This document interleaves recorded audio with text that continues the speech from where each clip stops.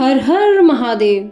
नमस्कार दोस्तों, शिव पुराण की पावन कथा श्रृंखला में आज हम जानेंगे एक ऐसी दैत्य की कथा जो अंधकार का प्रतीक था, जिसका जन्म ही छल और अधर्म से हुआ था और जिसने महादेव को ललकारा, पर अंततः शिव की कृपा से मोक्ष को प्राप्त हुआ।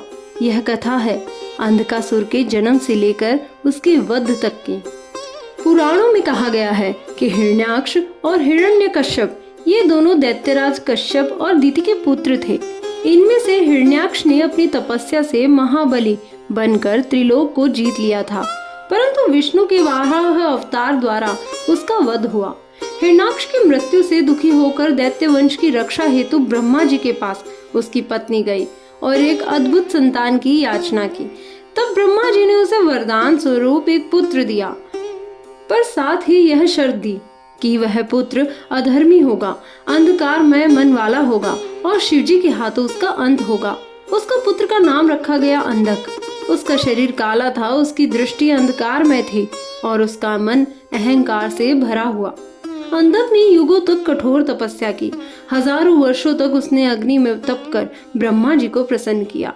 जब ब्रह्मा प्रकट हुए, अंधक ने वर मांगा, हे ब्रह्मदेव, मुझे अमरता दीजिए। ब्रह्मा बोले, यह नियम के विरुद्ध है, परंतु मैं तुम्हें यह वर देता हूँ कि कोई भी तुम्हारा वध तब तक नहीं कर सकता जब तक तुम स्वयं स्त्री के प्रति कामना न करो। अंधक ने यह सुनकर हंसते हुए कहा, मैं तो तपस्वी हूँ, कभी स्त्री की ओर नहीं देखूंगा। ब्रह्मा ने वरदान दे दिया। अब वरदान से अंधक अजय बन चुका था। उसने दैत्य सेना बनाई और त्रिलोक पर आक्रमण कर दिया। देवताओं को पराजित कर स्वर्ग पर अधिकार कर लिया।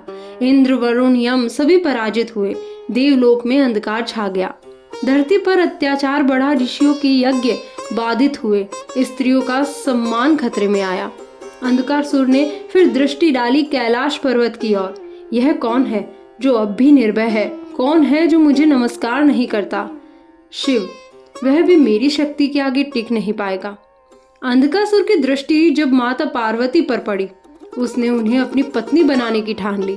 कैलाश की ओर विशाल सेना भेज दी गई। दैत्य कैलाश पर चढ़ाई करने लगे, परंतु नंदी और गणों ने उन्हें रोका।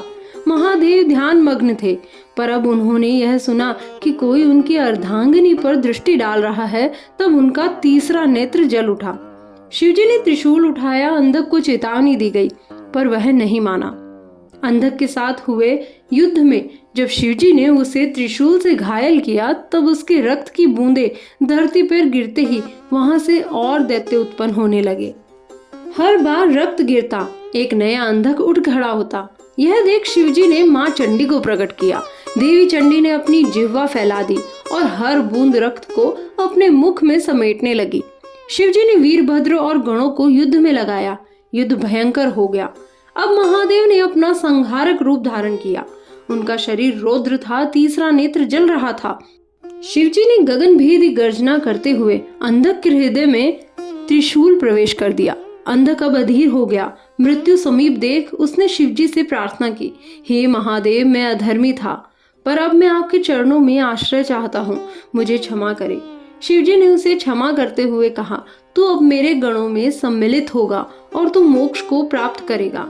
इस प्रकार अंधकासुर का अंत हुआ। उसका अहंकार शिव के समर्पण में विलीन हो गया।